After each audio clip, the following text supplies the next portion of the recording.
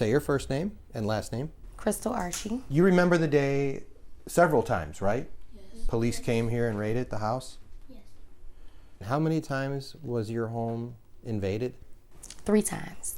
And how many arrests were made in your house? None. What was it like the first time, when you were here? It was one of the scariest things I've ever encountered in my life. I have officers storming in my house with guns pointed in my face. They're hollering, they're cursing, get the F down, get the F down. And here I am, an innocent person. You know, I'm lost at that point. I'm very lost, and it's scary. Did they show you the warrant right away? No. I was technically forced to just sit and listen while they tore my house apart. When I was able to speak with the police, I explained to them that, these people don't live here. I'm the only leaseholder. The only people that are in my home is me and my children on a regular basis. The first raid was probably the worst. They said though they saw the biggest guns they'd ever seen.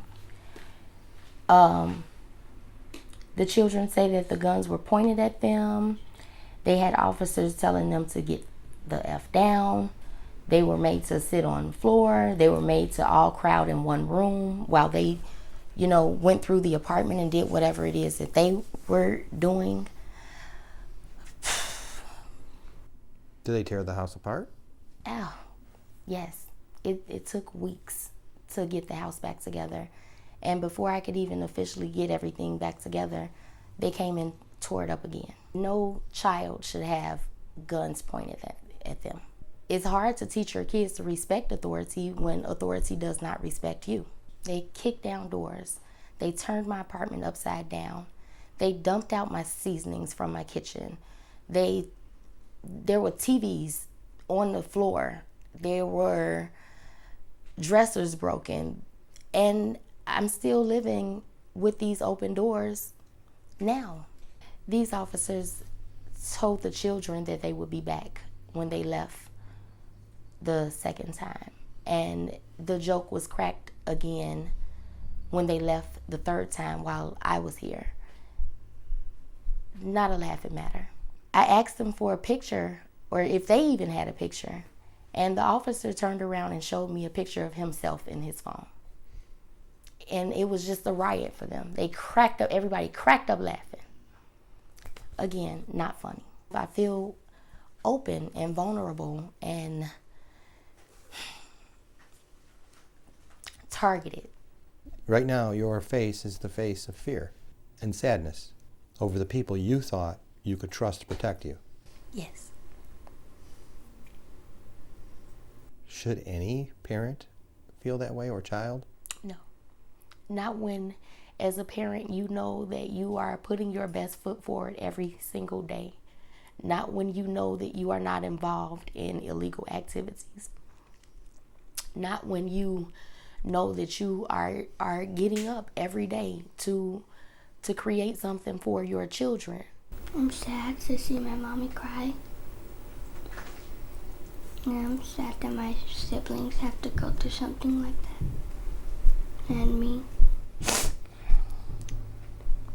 If someone can just call you and with an anonymous tip, you just run off into people's houses, well, there's no process. There's no procedure. And anybody can get mad at another person and you guys are going to go and tear their lives apart. That's not fair to anyone.